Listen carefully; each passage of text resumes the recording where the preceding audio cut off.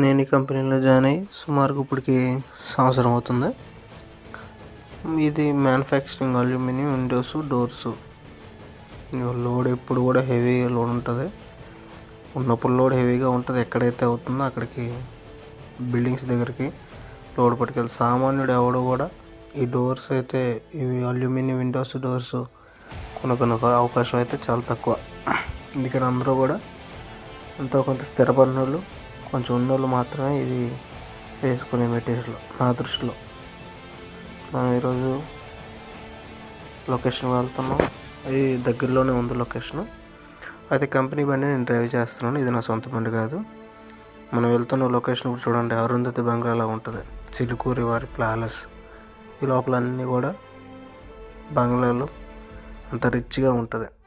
నేను చెప్పాను కదా, మనం ఈ మెటీరియల్ అల్యూమినియం వేసుకోవాలనుకుంటే మనకి ఎంతో కొంత వెనక ముందు బ్యాక్గ్రౌండ్ ఉండాలి. అంటే ఎంతో కొంత కొంచెం డబ్బులు ఉండాలి. ఎందుకంటే ఇది అడుగు వచ్చేసరికి 2500, 3000 ఇలా పెరుక్కుంటూ పోతుంది, కానీ తగ్గే అవకాశం లేదు. ఎందుకంటే మెటీరియల్ కాస్ట్ బట్టి, మెటీరియల్ యొక్క సైజు, ఆ మెటీరియల్ యొక్క వుడ్ కలర్ బట్టి కూడా ఇది మారిపోతుంటుంది. మేము వచ్చాము, టీ తాగాం.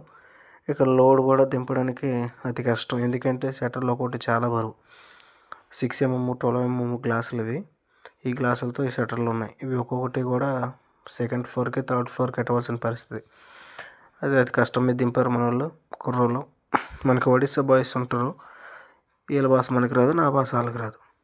వాళ్ళు నన్ను తిట్టుకున్నా నాకు అర్థం కాదు, నేను వాళ్ళు ఏమన్నా సరే వాళ్ళకి అర్థం కాదు. కానీ మేమందరం అండర్స్టాండింగ్ మీద అలా వెళ్ళిపోతుంటాం. మొత్తానికి లోడ్ అయిపోయింది, అన్లోడింగ్. మళ్ళీ మేము మా ఫ్యాక్టరీకి వెళ్ళిపోవాలి. బాయ్.